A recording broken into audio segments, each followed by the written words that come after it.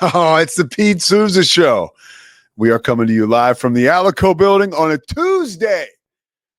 Tuesday afternoon, 1 o'clock. We have Allie Cadlebar coming up, going to join us in studio. Allie, if you don't know, is the best reporter in America.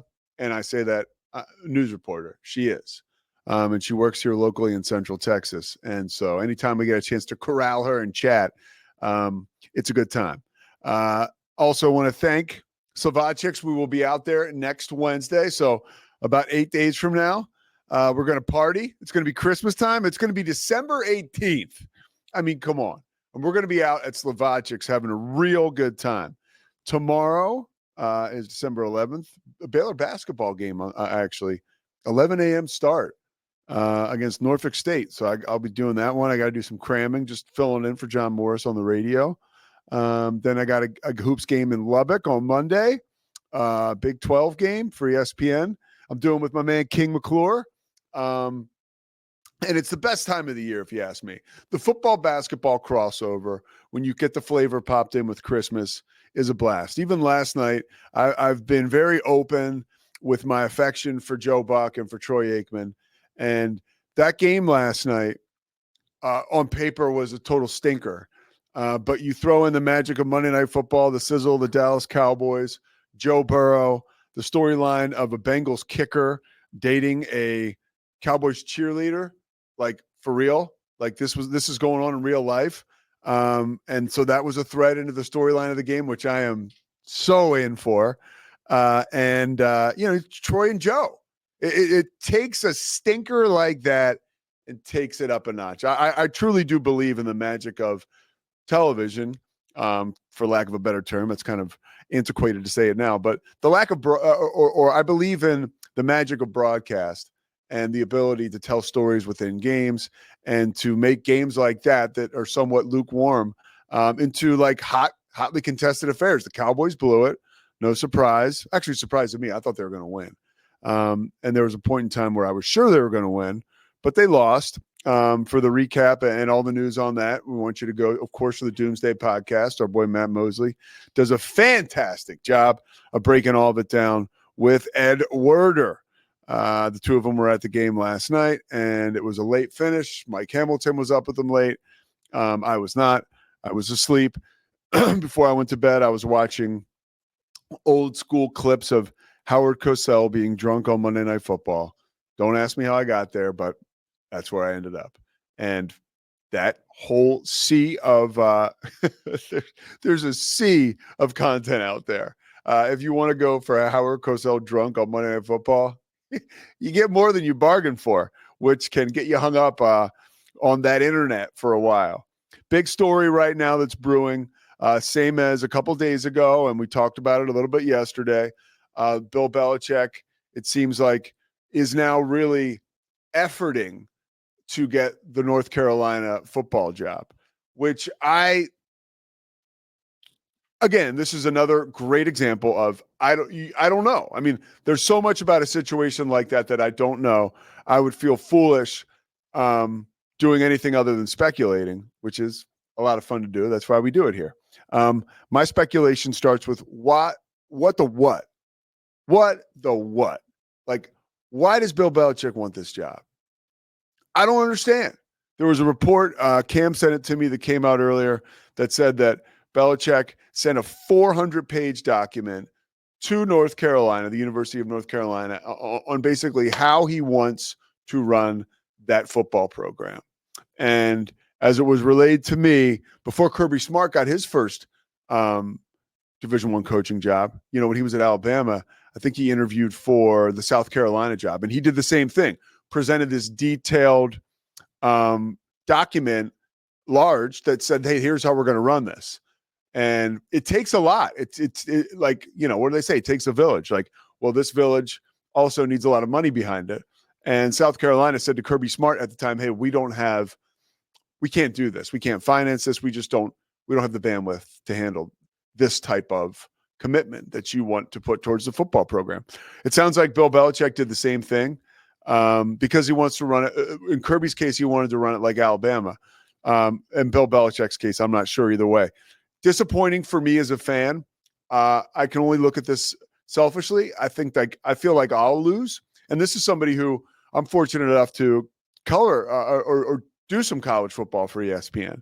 I mean, couldn't ever imagine doing a game on the ACC network with Bill Belichick at some point down the line. Like, how cool would that be? For someone like me, it would be a magical situation, as we like to keep using the word magic here. But I don't like Bill Belichick coaching at the college level. I feel like it's a way to I'm not a huge legacy guy. Like, for instance, if Bill Belichick is going to coach, I'll take him any way I can get him. So if it's, well, I may go back on that because, okay, here, let's say these are the options because it seems like they are right now, what the options. So hang in there with me. Bill Belichick coaching at North Carolina, okay? Bill Belichick coaching for the New York Giants. Bill Belichick remaining as an analyst on ESPN, and all the other ways that he's contributing now. I would take the Giants first, ESPN second, and North Carolina third. And the reason is because, again, I'm selfish, and I want Bill Belichick in my life as much as I possibly can get him. That is me getting rid of the whole legacy talk and just look, a guy like Bill Belichick, there's never going to be another one like him. And his personality is different. It's, as much as it's not fun, it is fun. He's brilliant coaching wise. Forget about the fact that he has a 20-something-year-old girlfriend now, which is a whole nother addition to the party.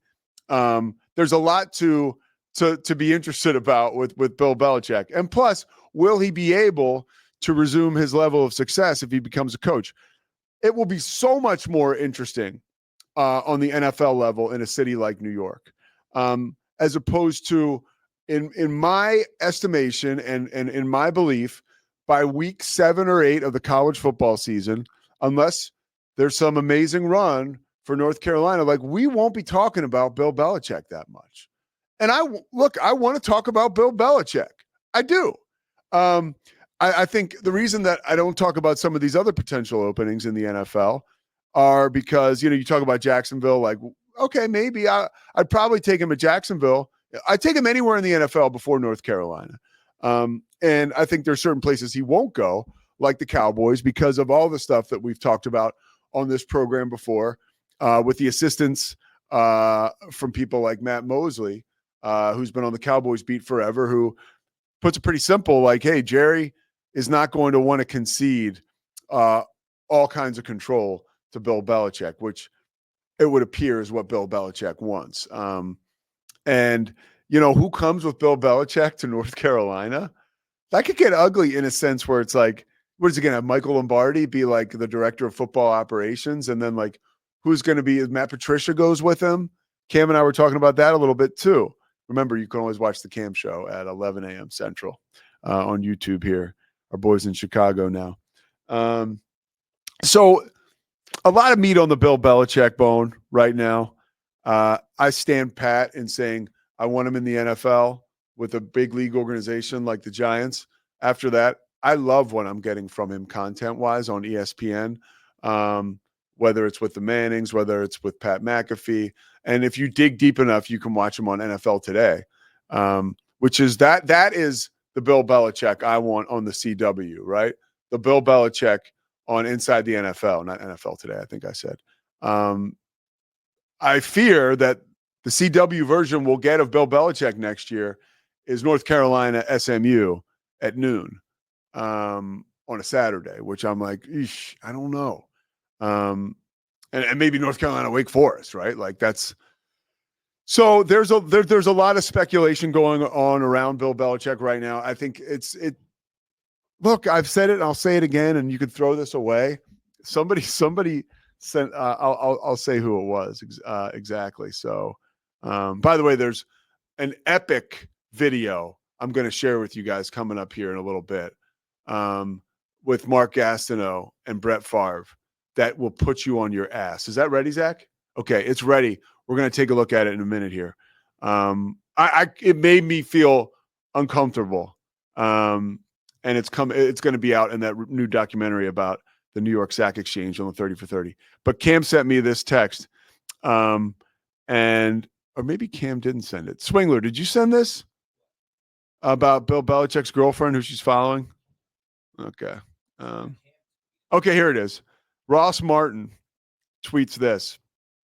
So they have this is crazy how they can do this. The most recent people that Jordan, whatever her last name is, not that I'm belittling her as a person. Jordan is her first name.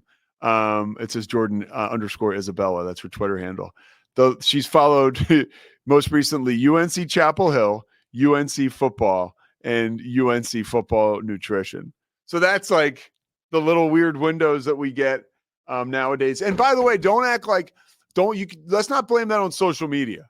Like really good NFL insiders or college football insiders 2 decades ago were going through guys' trashes and staking out airports. Like, don't give social media a bad name. That's reporting.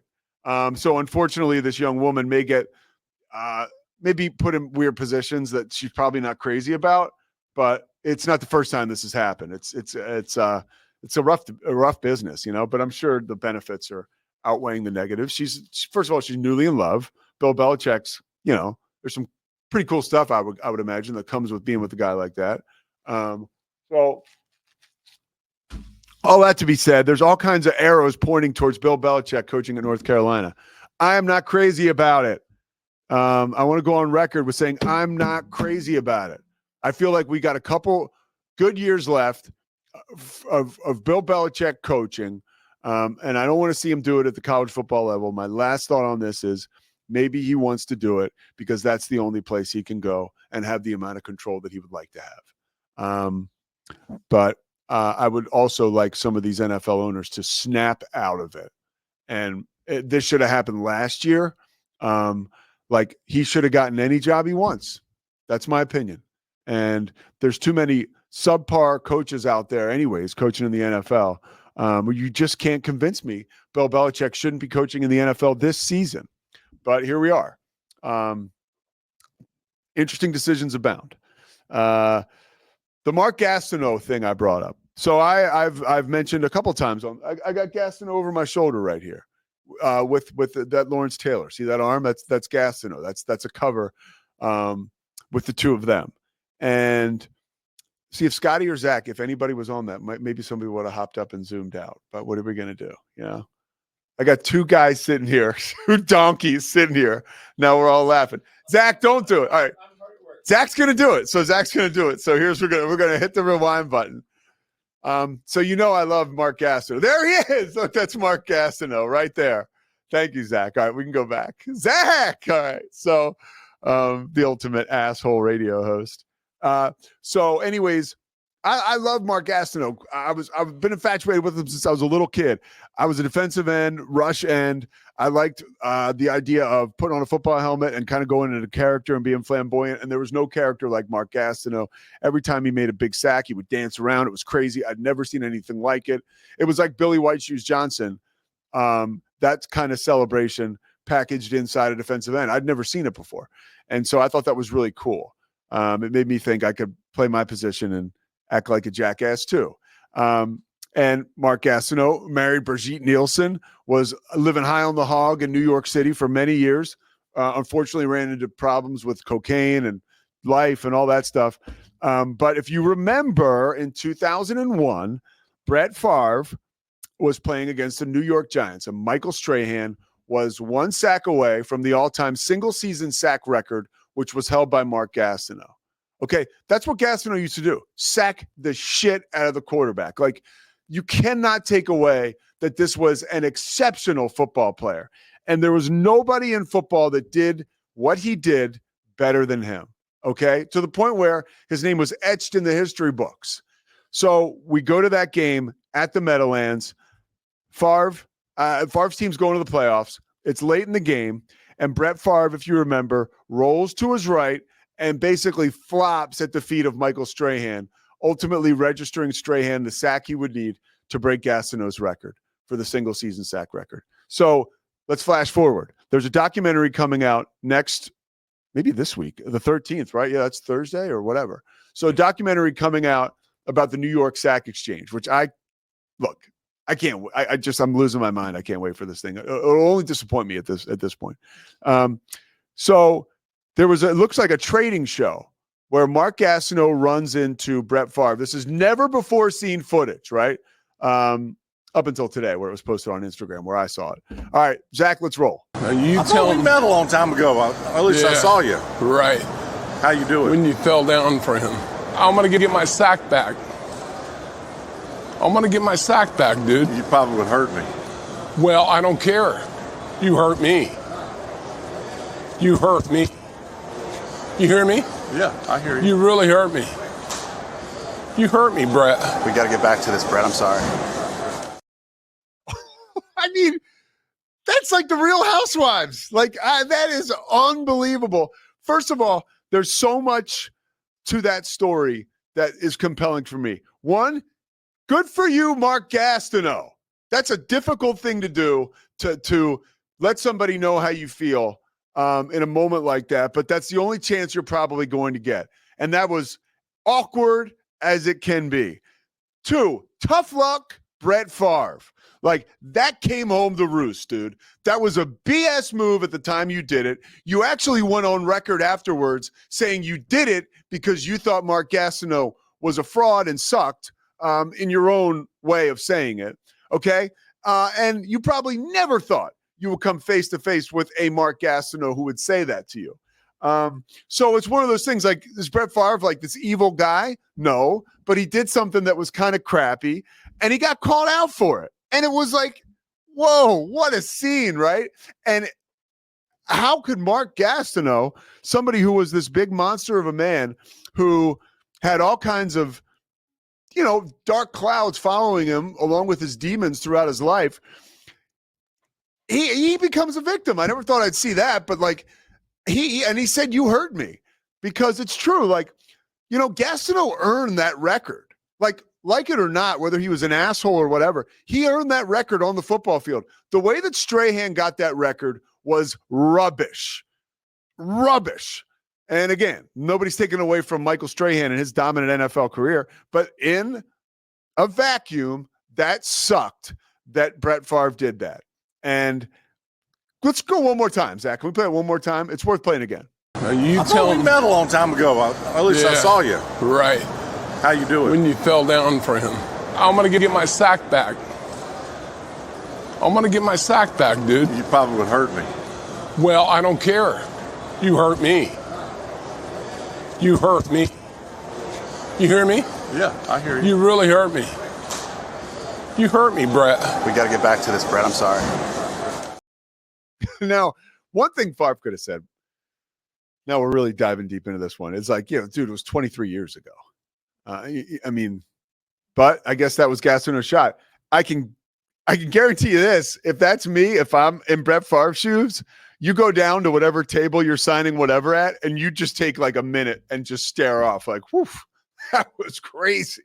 Like it was like, wow. So that's like my version of reality television, like the best version I could ever see. I hate that Mark Gastineau is obviously carrying around pain with him. Because I think that you'd like to see in his life, or at least by now, he could have exercised that, and it comes to a point where he comes face to face with Brett Favre, and it doesn't seem like it was almost like a desperate plea by Mark Gastineau, but a plea nonetheless. And I just found that to be fascinating. And by the way, that clip just came out at like.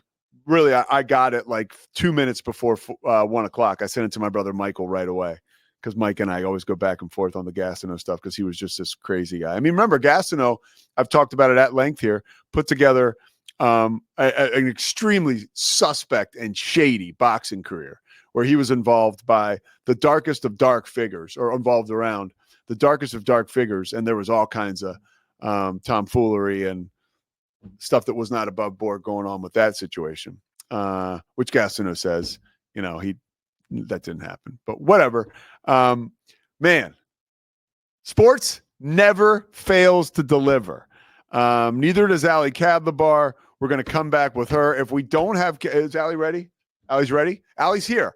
We're going to come back with Ali Kadlabar. We're going to talk a little bit about the news business, what's happening with her. And yeah, Ali Kadlabar coming up next. It's the Pete Souza Show. Sports.